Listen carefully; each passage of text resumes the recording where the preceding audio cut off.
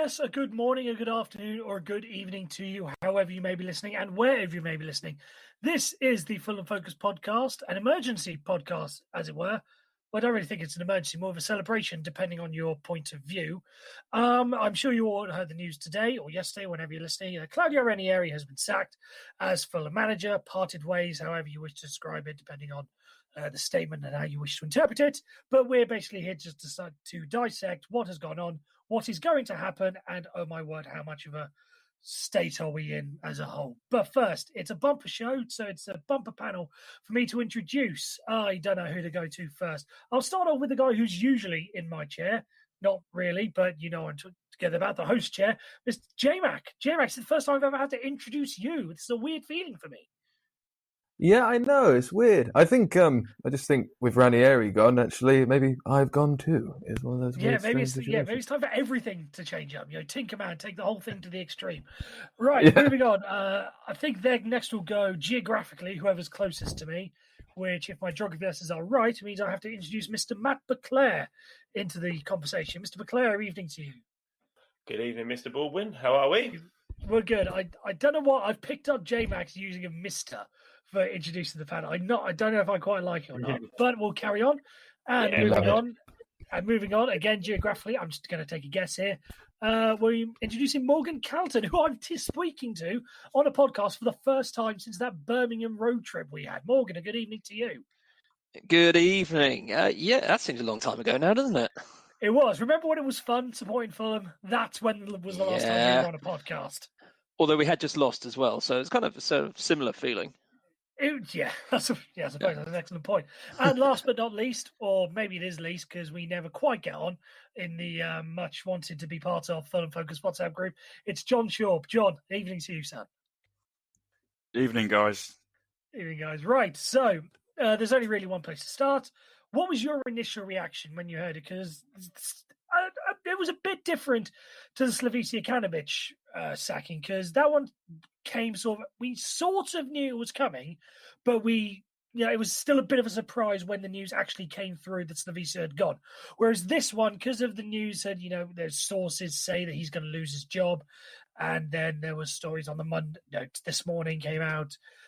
He's set to be sacked, so on and so forth. It wasn't as much of a surprise when it did eventually break out. So, Mr. J-Mac, what was, your initial reaction when you first heard the news? How many, fist bumps of celebration did you give it?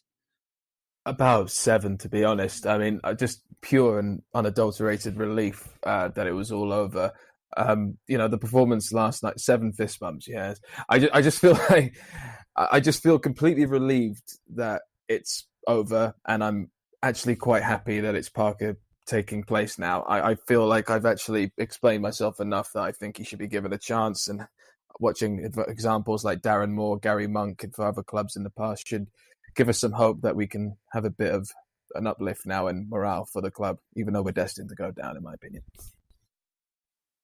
Yeah, and it's interesting you mentioned Darren Moore. We're going to get on to the Scott Parker side, because I'm sure everyone knows now Scott Parker is the caretaker manager. For how long, that's something we're going to find out in the later future.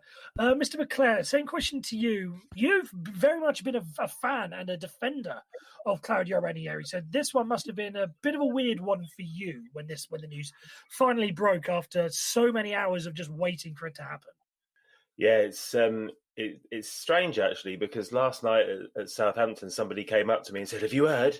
He's going tomorrow, whatever happens." There was a meeting at Craven Cottage earlier in the week. Somebody was doing a tour around the cottage, and they weren't allowed to go in the cottage because the door was locked, and apparently they were having this big old shindig in there, talking about the future of Ranieri and deciding upon his fate. But yeah, I've nailed my colours to my mast in the past, and I do like Ranieri. I still do like him, and I really wanted him to succeed. I spent time reading about him and his career whilst he was at the club, and thought personality-wise he was a really good fit for us. And, you all know I've said on previous shows that I thought him being sacked represented us failing as a club, and that's ultimately what we've done this season. Prior to the game last Friday at West Ham, I was still a firm supporter of Ranieri. And I quite fancied us to win both the West Ham and Southampton game. But obviously, we lost both of them. Ironically, I thought last night at Southampton it was one of our better games under him. But the moment he took Kearney off for me was the moment that he completely lost me. The atmosphere last night ended up becoming toxic, and like any bad relationship, once you've gone beyond the point of no return, then it's time to move on, and that's what we've done today. I think I've said before, I don't believe he's responsible for our plight this season, but ultimately we didn't progress under him. I think we started to look a bit more organised when he first joined, but then he kept on changing the lineups, playing around with formations, and lived up to his nickname of the Tinkerman. And he never really found a formation or a lineup that he settled on and found one that he liked. So I guess ultimately, with a heavy heart, it was the right decision today. Yeah, right decision. So, Morgan, I'm assuming you're in the same mind that it was the right decision. Note, maybe everyone knows it was the right decision, but was it the right time? Do you think maybe he stayed on a bit too long, or maybe just that one more week sort of thing? Because I've heard a lot of people saying if you look at our next 4 fixtures, there's Man City, Liverpool, Leicester away, Chelsea this weekend. People saying no, I wouldn't want to touch that with a barge pole, so we wouldn't really get a manager in at this same stage. So would you, same question to you? I think, there really isn't ever a sort of particularly right time for this kind of thing. I think, when you've got a midweek game, that obviously sort of adds a little bit of pressure in terms of, new manager coming in, only having a couple of days on the training pitch. Obviously, Parker is on the pitch, every day. So I don't think there's going to be too much issue there. And I think, after a sort of demoralising defeat as last night was, I think having a game such as Chelsea, which is, you go out there, you've kind of got a free hit really with that one. We need to win it in terms of points, but realistically, if we got anything out of the game, it would be, a great result. And I think sort of for Parker, I think it's probably a good one to have first. If he loses, we lost to Chelsea, it's not that big a deal. But if he gets anything, then great. And I think, my overall feeling in the whole thing is that, yes, while it wasn't surprising that he's gone, it is a sort of resounding disappointment that it just didn't work out. I think, at the time when Slavisa went, we needed to change things up because it was going horribly wrong. And we thought, fresh face coming in, someone of Ranieri's sort of reputation, I guess, but, his knowledge of the game and the Premier League, you thought, this will solidify our defence, our position in the league, and it just didn't work out. And so it's kind of sad, it's disappointing, but hopefully we'll finish the season on a high. I don't think, we'll get out of the relegation zone, but time to go down fighting, really. It did go down fighting, and that's sort of been one of the main sort of negative points against Claudio and Ranieri, that he hasn't really seemed to galvanise the team in the way that he'd want to. So last point comes over to John. John, you've been very much anti-Ranieri as well. Again, your initial thoughts when the news first came through. There was some relief. I mean, to be honest, I'd like to say that I think Ranieri's a classy individual and a nice guy. So I don't dislike him as a person in any way, shape or form. But he was just a horrendously bad fit for the club, to be honest. And things weren't improving. He was burning bridges with some of our younger players and some of our favourite, our players from last year who were kind of fan favourites. For me, the timing of it, I thought it was bizarre. I mean, it kind of pissed me off a bit. We heard, at Focus Towers, we've got our ears to the ground, and we heard before the Southampton game that, it's already been decided. Well, if that's the case, why the hell is he there? And then when you see that suicide, the lineup, I was really not happy with. I mean, 7 defensive players, to a must-win game when we're pretty much almost certainly relegated is just, I thought he should have been pushed out the door before the game, to be honest. And then the club string it out. They make the poor fella take training in the rain for, hours, and then drag him in and say, by the way, you're sacked. I mean, that lacks any class. And just the irony that Tony Khan, our director of football is sat there with a bloke who's been in management for decades, and he's firing him. It doesn't sit right. I'm sure his dad was involved, but just having him in that room doesn't sit right with me at all. I think it's a bit of an embarrassment. Indeed, right. We were going to move on to this next section. Was going to be, after we got the initial reaction, what was your least favourite moment or most memorable moment, however you wish to describe it, of the Claudio Ranieri era? But because of some breaking news that we've got just coming through, we're going to have to switch things up a bit. We obviously know that Scott Parker is the man who's going to be taking charge, and I've just been informed by the reliable source that is Twitter that Stuart Gray is going to be coming back and taking training with him. So there was a lot of talk, when Stuart Gray, when he left in the summer, how much of an impact that had on our defence. So this is obviously going to be the new coaching team going forward. Scott Parker and Stuart Gray. So I'm just going to sort of combine the two, really. I think we all knew that Scott Parker was going to be the man in waiting ever since Claudio Ranieri took the job. But Mr. J-Mac, your thoughts, your reaction to how do you think Scott Parker's going to get on? And this new news, which has sort of thrown our schedule way off a bit, that Stuart Gray is going to be joining him. What do you make of that? J-Mac, you. Sorry, I just fell out of my seat hearing that news. Not really. But I mean, I actually wasn't expecting you to say that at all. As to what Scott Parker will bring, he knows the players inside and out. He's used to working with youth. He'll incorporate, hopefully, some youth academy players in, and he's a modern day manager who will put his arm around players' shoulders and just say, just keep trying, and he'll be good for that. In regards to Stuart Gray, that's good news as well, because that's something that the fans have been crying out for, and they tended to believe that actually Stuart Gray's departure was a reason that we were so defensively bad this season, which I don't actually believe in, but it's obviously something that the Khans have done specifically to appeal to us. And actually, in some ways, I feel that the Khans have appealed to us in a lot of senses, even including the signing of Ranieri. It was actually a huge poll done by a fellow FFC fan that we all know, and it was Ranieri that everyone wanted. I can't see the Khans have made some bad decisions, but pandered to the fans too much. But this again is something that could be quite good, and I'm glad Stuart Gray's on board, to be honest. Yeah, but it's a bit of a weird one. You mentioned that poll, and so not everyone was a fan of Ranieri coming in. I think everyone knows where I stood on the matter when it came to replacing Jukanovic. But anyway, Stuart Gray coming back. Do you think that is really a sign that maybe, we always talk about the owners and the fans not always being connected to one another? There's a bit of a discourse, I don't want to mention any further. But Mr. McClare, do you think it's a good thing that the fans are, that the board rather are listening, or could be listening to the fans and getting their intake somewhat? Everyone wanting Stuart Gray back. Now it's time for a refresh and maybe go back to some old things. I think it depends on which fans they're listening to be honest, because I think there's some that talk a lot of sense and some that talk utter bollocks. And I think we've got a real mix on the show tonight of that as well. Me being the one that talks bollocks. But I think Stuart Gray, my initial reaction to that, and that is literally the first I've heard of it when you said that, is what on earth is going on at this club at the moment? That he's left the club at the start of the season, Slav leaves, we bring in a brand new guy, Ranieri. On the day that Ranieri leaves, Stuart Gray's back. What a circus. Yeah, perfectly put. Morgan, over to you. Again, I'll ask the same question as I asked to Mr. J-Mac. Again, everyone knew that Scott Parker was going to be the manager eventually when and if Claudio Ranieri ever left.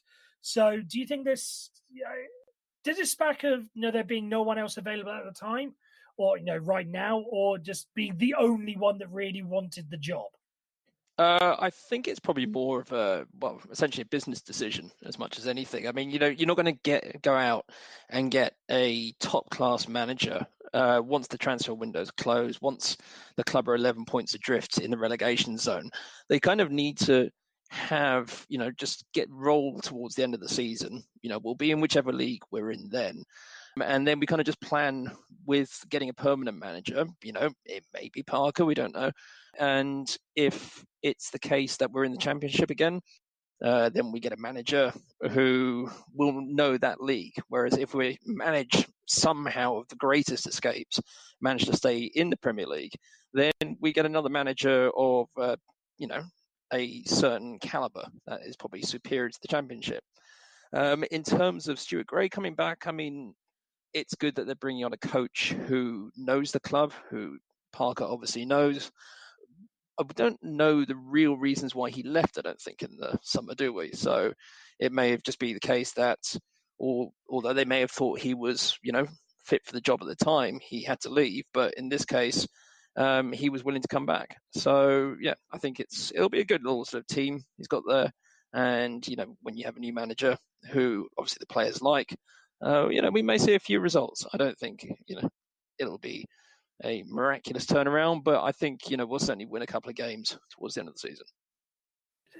John Shaw, do you agree with Morgan's statement there that with a combination of Scott Parker and Stuart Gray back at the club, that we'll win a couple of games towards the end of the season? Or do you think this is just more looking forward to next year rather than fixing the immediate problem? I think I have to say I agree with J-Mac completely. I think this is just a PR stunt with the Stuart Gray, to be honest. His contract ran out and he left. He's not been employed anywhere else. I think a certain ex-employee who likes to stand on garden tables shouting about his opinion kind of said he was very peripheral and kind of worked more with the kids than the first team. So I think they've done this because because he's no longer at the club, let's blame the reason why we're rubbish on the fact that he's gone. I think Parker's a really quite clever move, really, because the owner, he almost can't do wrong. If we struggle, well, two successful, experienced managers have struggled before him with these players. I don't think he can do well enough to demand the job at the end of the season. So it's not like they're going to have to keep him on if they don't want him. It also, for me, is a good move because I think that a lot of players were miserable under Ranieri, and a lot of players who possibly would have continued and dropped down the league with us to kind of come back. But if we were playing football that kind of suited their style, and if they felt they were being looked after, and just week in, week out, you could just see players that you would there would be a chance they might stay. It just looked less and less likely, and I think that was the main reason why we needed to get rid of Claudio when we have, or possibly before the Southampton game. But I realised I did say risk-free, I think, in there, so that's a good omen, isn't it? Yeah, exactly. We don't want to be going back and looking on that, but looking back, we'll now sort of look forward. It's something Morgan mentioned. There. Whatever league we're in, we're going to look at a permanent manager somewhere in the summer. Mr. McClare, do you think that there is any way that Scott Parker can play his way out of being the permanent manager for next season, or do you think this is really manager in waiting? So as soon as when does next season start? August 1st. The official announcement will come in, Scott Parker's manager, or do you think that he can do something to get himself further in or further out of that position? I think that if pride is restored between now and the end of the season and we start playing some reasonable football, I don't necessarily think that results are overly important because I think we're done for this season, but maybe this second new appointment of the season, our third manager of the season, might be another shot in the arm, and we might be able to start winning a couple of games. Not that I expect for a second that we're going to get out of this now. We're 10 points adrift at the bottom, but I think that, as I say, if some pride can be restored and we start doing okay, then perhaps he'll get offered the job in the summer. Now, J-Mac, you have been a very, very staunch advocate for Mr. Johnson down at Bristol City to be our next manager. Is there anything, a similar question to what I asked Mr. McClare, is there anything that Scott Parker can do to convince you otherwise, to take you off the Johnson bandwagon? Or are you still firmly, regardless of what Scott Parker does, that's where you're going? I mean, if you can get a win away, then absolutely just give him the job full time. But no, I mean, in all seriousness, I think, to be honest, if he gets a result against one of the big teams that were set to play in March and he can win against the teams around us, I don't see... this is a very similar situation to what Darren Moore did at West Brom. He was sacked in April last season. He got some good results. They were still relegated. And look at Darren Moore now. I think they're fifth, and they've got a game in hand. They've got a game on tomorrow night with Leeds where they can actually really, really make even more progress. I'm not saying that Scott Parker should get the job, but if he can get the right results up until the point of when we get out of this fucking awful season, then I can't see any reason why he shouldn't. I don't buy the excuse that he has no experience. Gary Monk didn't have any experience. Darren Moore didn't have much experience. And I would still love Lee Johnson, but I think a lot of my love for that was due to the sentimentality of him being a Fulham fan, but also actually just him being young and English. Well, Scott Parker's young and English, and I would actually be rooting for Parker more than I would Lee Johnson if he could prove himself up until the point of, relegation. Fair enough. John, I'll go over to you first. There's similar sort of veins of question. Everyone has their mind of who they want their next manager, of who they want the next manager to be. Is there any, again, same question, is there anything that Scott Parker could do to convince you that he should be the next manager over whoever it is you like, be it, like my personal favourite is Vincenzo Montella. There's others will say Jardim has got a few mentions. There'll be some fools that will say names like Steve Bruce, so on and so forth. Whoever your favourite is, unless, of course, it's already Scott Parker, is there anything that he can do to change your mind? I don't know if there is. I mean, if he can convince players that we might lose, if we could keep hold of Mitro, Kearney, Sess, some of these players, and they have a bond with him, and that might be the difference, then maybe. But I mean, while we're getting ex-coaches back in, we might as well go for the Serb and try and get Slavisa back. And I mean, when you pay a manager off, surely you're paying, you've got to pay his wages. So in effect, he still works for the club. So maybe we can kind of try that loophole or something. It is certainly worth a go. Whether or not we're allowed to do that as well is a different matter. Morgan, rounding off the round with you, is there anything that Scott Parker can do to change who you want to be the next manager of Fulham, or do you think that regardless of what happens, you want Scott Parker to be the manager because you've liked something you've seen from him in his past, sort of thing? Yeah, I just would like to see him do well in this next sort of couple of months. I don't necessarily want him as a permanent manager. I think, if he can prove himself to be decent at the job, and we start playing a type of football that, is a bit more easy on the eye, more sort of the Slavisa kind of style, then sure, if we're back in the Championship, it might be a good time to give him a season. I don't have anyone on a sort of a wish list as such. I mean, there are certain managers that I look at and go, yeah, he'd be great, he'd be be shit. I don't, but whoever comes in, I want them to do well. And Scott Parker, he was a great player. And I think if we can get him sort of getting the players motivated and playing well, then, we go into next season with a bit more confidence. And, unlike when we went down with McGath, we went down sort of fearing the manager. Now we want them to play for the manager. So if he manages to get us playing and we go down having had a few wins, then I think, give him the job and see how we go next season. Right. Now, there is one person we do have to talk about because he's not totally immune from the blame. And in his statement today, the owner, Shahid Khan, said that, Claudio Ranieri came and said he wasn't the only one responsible for what's going on. Now, one member of our team is very, very adamant about who the blame needs to go on. So I'm just going to pass the buck over to him and let him take over the next 10 minutes, 20 minutes, however long he needs. John Shorb, over to you. Okay, it's not that long, to be honest. And it's not, no one person deserves all of the blame. But, two successful, experienced football managers have been sacked for not being good enough and not being able to get the best out of players that someone else signed. So it's clearly not just their fault. Something is going wrong fundamentally at the club. And I said a few weeks ago, and I still feel this very much, that, having a director of football is good for continuity. If you do lose a manager, then you can get another manager in, and the football club doesn't have to turn over on its head.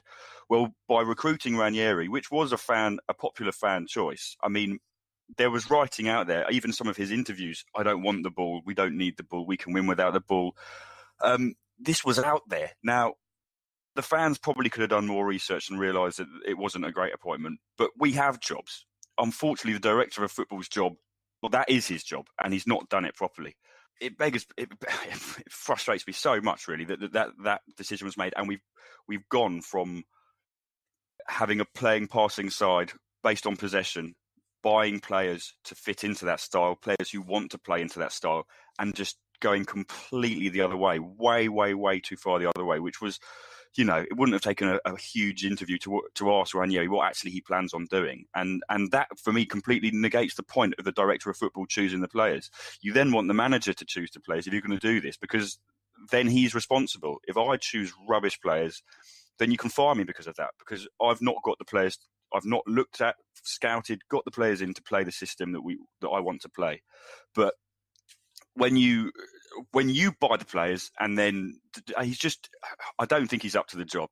And you got to think, like, when you own something and it's going downhill, you don't start doing more and more. I've mentioned this a while ago. You don't start doing more and more and more. It's like, if you wanted to be a good property developer or a good landlord, you'd buy a property and you'd make it lovely. And if something went wrong, you'd fix it. And it just seems like the Khans are just everything's going to shit, but they just keep buying more. And when things are going wrong, you don't pay them less attention.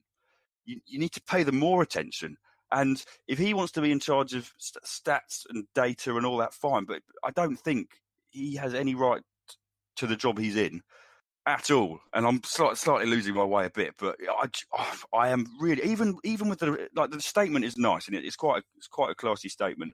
But just 4:00 today, they released this. I mean, yeah, I mentioned the jobs we have. I don't think much work got done by any Fulham fan today. We're just checking our phone, waiting for the inevitable. Why couldn't they have just said it in the morning? I mean, I know there's a time difference with Saeed, but yeah, I think every little thing is starting to gripe me, really. And bringing Stuart Gray back isn't quite enough for me. No, it isn't, and I'm seeing it.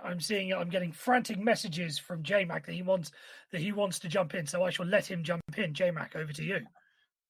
I just want to say Shahid Khan's statement, and it's something we don't hear enough from him, if I'm honest. We hear too much from his son and too little at the same time. But the quote that he says, "No surprise to me, Claudio was a perfect gentleman as always. Claudio's tenure at Fulham didn't produce the outcome we anticipated and needed when I appointed him as manager in November. But be assured, he is not solely to blame for the position we are in today." Now, a lot of fans are claiming that he's having a dig at Slavisa there. I think he's fully aware that his son has fucked up. And I hope that actually he's pretty much made a very, very sort of sly statement of saying Tony is going to have some sort of demotion. That's all I wanted to say to that, basically. Right, fair enough. Mr. McClare, your thoughts on the Khans' handling of not only this situation, but as Ranieri says, just the whole season, the whole club, the way they run it. Are they who gets most? Where does the blame get split in this situation? Is it mostly on the owners? Is it mostly on the manager? Is it 50-50? Talk me through it. No, I've spoken about this at length before, so I'll keep this really brief. I've spoken on a previous podcast and I've written bits for Fulham Focus before as well. But the club needs a complete restructure, and they need to look again at the style that we're playing and our identity. And once they've decided upon that, then they can decide what direction we're going to go in terms of a managerial appointment, instead of just, we need a manager now. Let's just pick somebody, whoever's available. Scott Parker will do. He's a safe pair of hands until the end of the season, and then we'll worry about it at the end of the season. But whether it's Scott Parker or whether it's somebody else at the end of the season, those questions need answering first. And of course, my opinion is also that the director of football needs changing as well. And I think Tony Khan likes the club. He loves the club. And he should stay at the club, but in a different role. Yeah, no worries. Morgan, you get the last say on this matter. The Khans, are you a fan? Are you not a fan? I don't think, as I've said before, I think Shahid Khan gets a lot of praise. I think he's doing the right thing. I think Tony Khan is the one that's sort of messing things up. And Morgan, what's your take on the whole Khan situation? I think, Shahid does look at it from a distance. I mean, it's definitely much more Tony being the hands-on of the two. I think these are issues that have risen from the last few years. This isn't just this season's problem. And, obviously, much was made of the fact that we spent all this money in the summer, but you have to look at the reasons why we had to spend that money.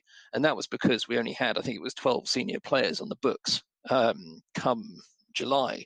And that was down to a transfer system in place that, put so much faith in loan signings that when it came to the end of the season and they all left, we were sort of left chasing after more signings because we didn't have any players left. And when you're doing that and you go out and sign a whole bunch of new players, especially when you've suddenly got all this money, it was just really badly done. And I think it was a naivety on, I would suggest, Tony's part. I would think that Shahid doesn't have a huge amount to do with the actual football side of things. It's very much the business side for him.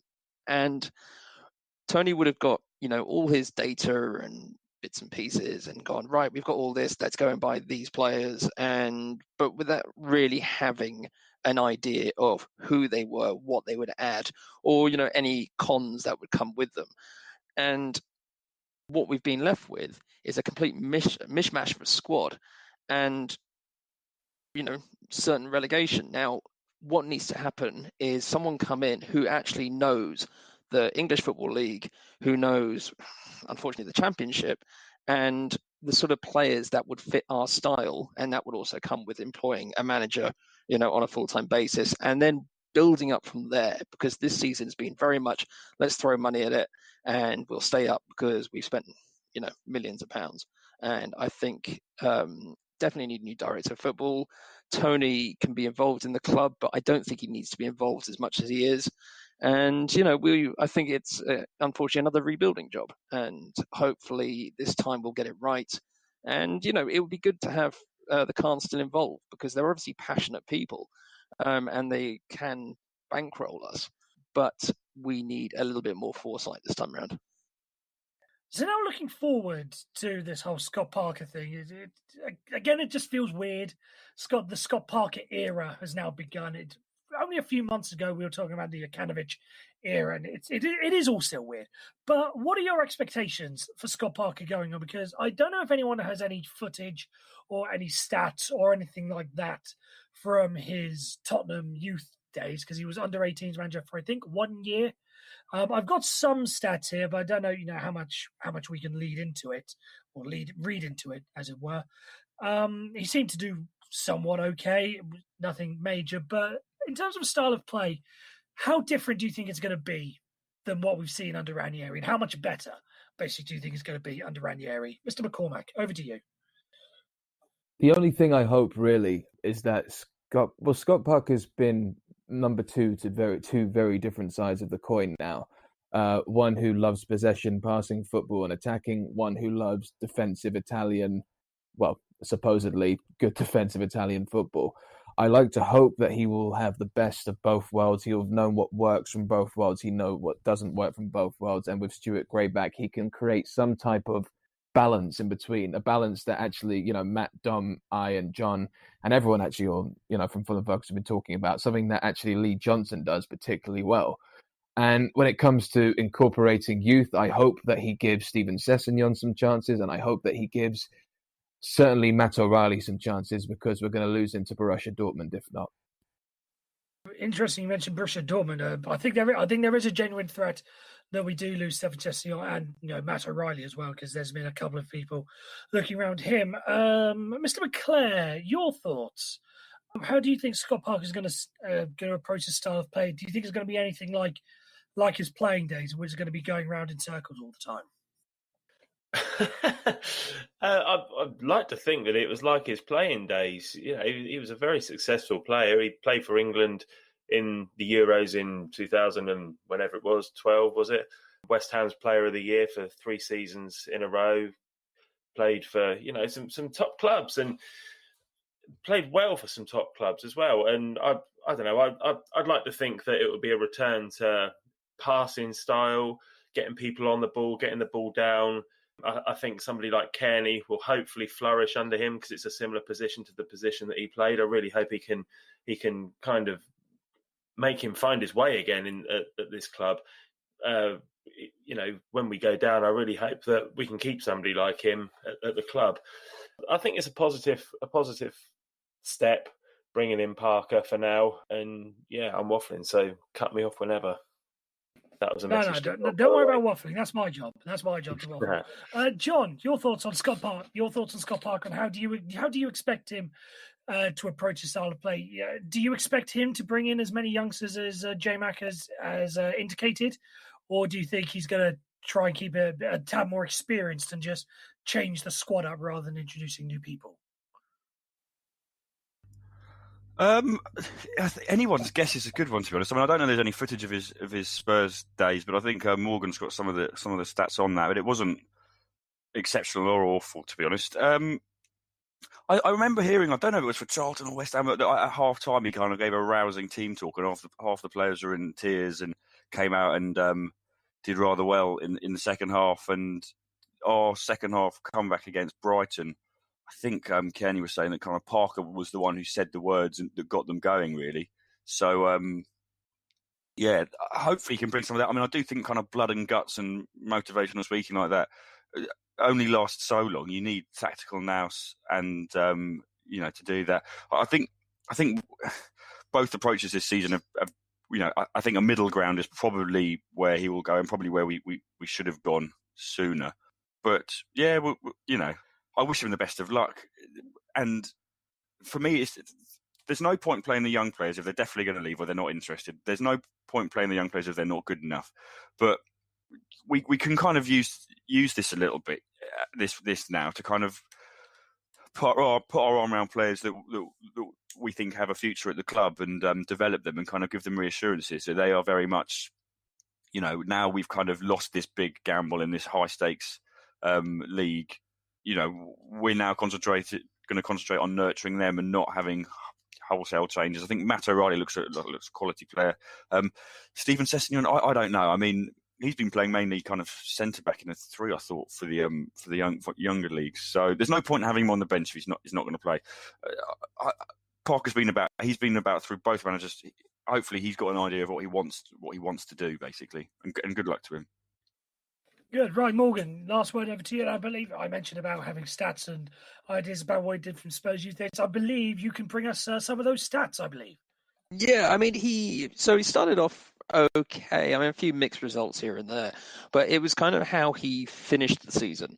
So after, I think it was from January onwards, they played 10 games and they only lost 2 of them and they won 6. So it's obviously a different level of football, but he clearly knows what he's doing. On the training pitch, on the sidelines, and it's if he can motivate players in that way. I mean, one of them was a 9-0 win against Arsenal, which doesn't matter what level you're at, a 9-0 win against your main rivals is pretty amazing. And it's, I'm not putting sort of the weight of the world on his shoulders in terms of expectations, but I kind of feel that he will come in and I think we'll start seeing happy players again. They clearly were disgruntled under Ranieri. And I think, with a bit of a fresh start, and you do get that with new managers whenever a manager leaves, so the players are suddenly upbeat again. And I think in this case, he'll come in, he will get the players excited. We'll start playing, I would suggest, more flowing football, such as how we played against Brighton in the second half. Everything to be believed, he was the one that gave the team talk that changed it all. I don't think we'll see, a huge amount of youth players. I think we'll see a couple drafted in towards the end of the season just to give a bit of game time. But I think we'll start seeing the players who we've got, already at our disposal, but with a kind of hopefully a new lease of life. So I think you will see, Kearney's, Ryan Sessegnon. I don't think we'll see O'Reilly much, but hopefully he'll get a little bit of time on the bench. And, I would like to see him sort of use Schürrle, because I'm still a fan of the guy, even if everyone else hates him. And he's a quality player, and hopefully, he comes in under him and maybe does a little, shows a bit more life in his performances. Okay, so hot off the press, just been digging a bit into the Scott Parker Management 101, and while he was at Spurs, he favoured a 4-3-3 or a 4-2-3-1 formation. So hopefully no 5 at the back, and that kind of suits more of Slavisa's style than Ranieri's, I guess. Sorry, right. Now my question is, are we going to have to start doing a guess the lineup thing like we did for Claudio Ranieri when we tried to guess his opening formation? Does anyone want to take a guess what Scott Parker's first formation is going to be against? Oh, it's against Chelsea, so that's going to be a bit of an interesting one. Does anyone want to take the reins and take a first guess at who they think it's going to be? Morgan, what do you think? I think we'll probably Rico in goal. I think after that we'll get, if we're going to go four at the back, I think it'll be Cyrus, and then in defence, we might see Chambers drop back down there, but I think it'll be Adoy as well. Joe Bryan on the left, probably Tim Ream, if not Chambers. And then in midfield, I don't know where Surrey was yesterday, but I think if he's fit, he'll be back in with Kearney and God, do we see K-Mac again? I mean, who knows? Or we try sort of Anguissa, and then I think it will be Cess on the left. On the right, we'll probably see what's his face, and maybe Vieto, because I mean, obviously when he came on against Brighton, he did sort of fairly impressive things. I don't know if we'll see Babel start. I mean, it's either him or Vieto, and then obviously Micho up front. I don't think it's going to be radical. I think it's just going to be much more drills, and hopefully they'll be given the license to play decent football again. Yeah, question is whether or not, because it's Thursday as we record, he's got tomorrow. Maybe he'd want to bring them in for just a brief session on Saturday, maybe just to get a few more ideas in before playing Chelsea on. It's going to be a tough one for him. Can we just write off? We may just have to write off Chelsea as we were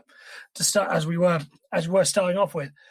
I think that just about wraps it up, though. I think that we've covered all the points we want to take, but we just want to do it and finally, because I don't think we'd be remiss without having a little bit of a laugh in this situation, because you've got to have a laugh. What was your least favourite Claudio Ranieri moment? Come on, let's all a bit of therapy. Let's all just let it out. I'll go for it. I'll just say that game against Oldham for me was my low light of the crikey. I remember in the Slavici Kanovic one we did highlights, but now we're going lowlights of Claudio Ranieri. That just shows how bad he was. But I'm going to go for the Oldham game, just because it sort of summed up our season as a whole, just how disorganised we were to lose to a League One, League Two. I forget which league they are, but it just shows it just summed up our season perfectly. That Oldham game. I'll go to Morgan. I'll go back to Morgan, seeing as he was fresh off talking last time. Morgan, what was your abiding memory? Your abiding memory, let's put it like that, abiding memory of the Claudio Ranieri era. Well, I kind of, obviously we had some absolute shocker of games under him. But I think the first half of that Brighton game, I think that really stuck in my mind as being absolutely awful. I mean, that was proper football from the dark ages, and the weather was shit. It was freezing. And it was just so depressing to watch. Obviously, the second half was a different story altogether, but that first half just showed absolutely no knowledge of football. It was terrible. So I think I'll choose that. You're going for that, Mr. Baclair. Over to you. Your abiding memory of this shambles of an era. Yeah. So at Crystal Palace, I got there quite early, and I was looking for the away end and stumbled across our team coach as it arrived. And I didn't really realise it was our team coach. It was either us or Crystal Palace turning up. And Ranieri was the first one off the coach. So I thought, I'm going to get a selfie. So I did it. Put my arm around him, had my picture taken with Claudio. Brilliant. And then yesterday, I was completely two-faced. I was booing him, singing whatever it was, fuck off Ranieri, we don't want you here. I felt really guilty about it. So I guess what triggered that was taking Kearney off last night when he was playing well. So, yeah, I guess the combination of those two things coming together was my least favourite moment. Or what do we call it? I still don't know how you can get lost to Crystal Palace. It is one of the easier grounds to go to. It's not difficult. I do not know how you got lost. I found the John ground. Shaw. Say again? I found the ground all right. Yeah, but how do you not get to the away end? It is quite easy. Who knows, mate? Who knows? But anyway, enough about Mr. McClare and his bad geography. John Shaw, over to you. Your abiding memory of Claudio Ranieri, if indeed you have one. Yeah. I just want to say, I think probably alcohol might have had some say in Matt getting lost, to be honest. I don't have a particular memory of Ranieri. I mean, I can't really think of a highlight, and it was all relatively low. I think the substitution where he took Schürrle off, and I think for Christie, and was roundly booed by the fans, and then his after-match comments on, they were booing because we were taking Schürrle off, and things like that, I think were... That really kind of sums it up for me, for want of a expression. And like, I think he's a really nice guy. I think the Khans are really nice guys. It's not like I don't hate them, but just not good enough for us at this time with what we've got. So, yeah, that for me. And last but not least, the last thoughts on the podcast go to our regular host. So I think it's fitting that he gets the last word. It's J-Mac, your words. Yeah, I mean, I don't really have a favourite or a worse memory of Ranieri, but I saw on the Leicester City forum just a brave FFC fan after last night saying to them, look, how did he win the title for you? This is ridiculous. And I just want to read out this answer that someone gave about Ranieri, and I just want to quickly say it. He said, the year we won, it was a perfect storm. Good momentum and squad from Pearson's previous season, good recruitment in the summer from Steve Walsh, and good man management and tactics from Ranieri. Playing to our strengths and not really changing much behind the scenes. Seasons after, he apparently started changing things, messed with our formation, and we didn't really have a settled squad. He also binned off a few important staff members. If he wasn't sacked, I genuinely believe we would have been relegated, and he didn't know how to turn a bad streak around. He was a very strange appointment for Fulham. It was a very strange job to take for Ranieri. So, I mean, I think Ranieri is a good manager to sum things up, but I still don't think that means he isn't the worst we've ever had. So that's all I have to say. And for anyone who thinks that Parker is going to be a Kit Simons and it's going to be a disaster, I'd rather have the start of what Kit Simons did for our club after McGaff now and then do something about it later. We need some positivity now and some good times again. That's all I have to say. Yeah, you could tell you're the host because those are the perfect words that we can wrap up and finish on. So all that's really left for me to say is say thank you very much for listening on this emergency. I keep saying emergency, but it's really a celebration. I'll keep going with it. Emergency podcast. Following the news that Claudio Ranieri has been sacked and replaced by Scott Parker. All that's left for us to say is thanks very much for listening. You can keep up to date with everything that's going on with Fulham by going to the website, which is at fulhamfocus.com, following us on Twitter, which is at Fulham_focus. I know we have Instagram, but I'm not a 13-year-old girl, so I don't use Instagram, so I'm just going to assume that it's the same username and just go with that. I really should be giving this to J-Mac, but because it's usually his job, but whatever, we'll go with it. You're doing beautifully, darling. You do. Thank you very much. Keep it up. Right. All that's left for me to say is, thanks very much. Fuck, I keep saying that. Right. All that's left is for the team members to... Shut up, J-Mac. All that's left is for... I'm going to mute you. It's getting annoying. All that's left is for the team members to say goodbye. So it's a goodbye from Mr. McClare. Good night. It's a goodbye from Mr. Morgan. Arrivederci. Fitting. I'm amazed we didn't think of that. It's a good night from John. Good night. And it's good night from J-Mac. Can I speak? Yes, J-Mac, go. Okay, bye. Right, it's a goodbye from me and all this, and thanks very much.